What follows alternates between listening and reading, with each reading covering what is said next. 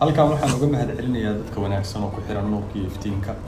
halkan waxaan uga mahadcelinayaa dadka wanaagsan oo ku xiran nuurka iyo iftiinka.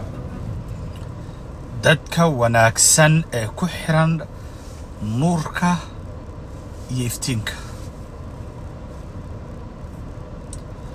hadda waa dadka wanaagsan ee ku xiran nuurka iyo iftiinka. hadalkaasu waa phrase aad iyo aad caan u ah. ma garanayo marka dadku inay saa u fahmayaan. waxaan ku weydiinayaa marka ku jirta kuwa ku xiran iftiinka iyo nuurka ma ka mid ah meesha la sheegayo ee laga hambalyeynayana maxaa laga dhigaa, maxaa laga qabtaa? kaniisad baa ka furan, maxaa meesha laga bartaa? iftiinka iyo nuurka meesha ka jira maxay yihiin?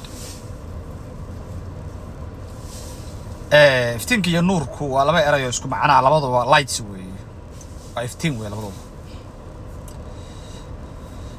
olinkan Christianity-ga faafiya markay u yeerayaan dadka ayay waxay ku yiraahdaan iftiinka soo raacaya nuurka, ku xirnaada iftiinka iyo nuurka ayay yiraahdaan.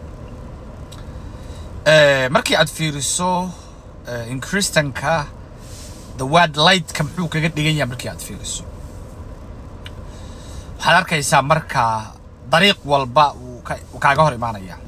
waa eraysa ka marmin, xataa kaniisadaha waxay ka shidaan shamacyo ka shidaan. marka waa very well known weeye. weliba isaga sida uu dhigay baa xataa baa aad cajiib u ah.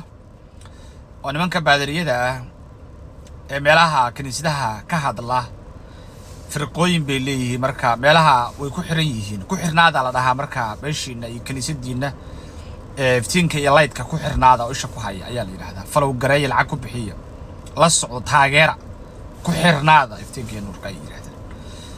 mar baan intusi doonaa arrintaa idoo qiyaamo siyaabo kala duwan leh. xubin kan uu aaminsan yahay su'aal wuxuu ka mid yahay ninkaanu dadka aan weli fahmin buu ka mid yahay. waxaan arkay maalowda isagoo faraanta xiran ay qolooyinka leeyihiin ayaantii lalahaa wuu waashay. waxaan arkayay isagoo meel kaniisad ah oo qolo gaala ah, kaniisada Soomaalida la yiraahdo, maalowdo ku jira ayadoo nabiga la caayayo oo uusan ka hadal. taalib uu ka ahaa hortiisa nabiga lagu caayay.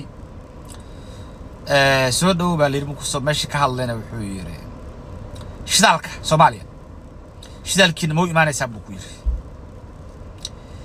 أحد كان مركا بولي ما أنا فاهمين، لكن جماعة هذا يبوحه مركا نص فاروقه أيام جوني وقودي دونا. بلو أسوأ هذا مغلية بالله هاي ونكو قودي دونا بإذن الله تعالى.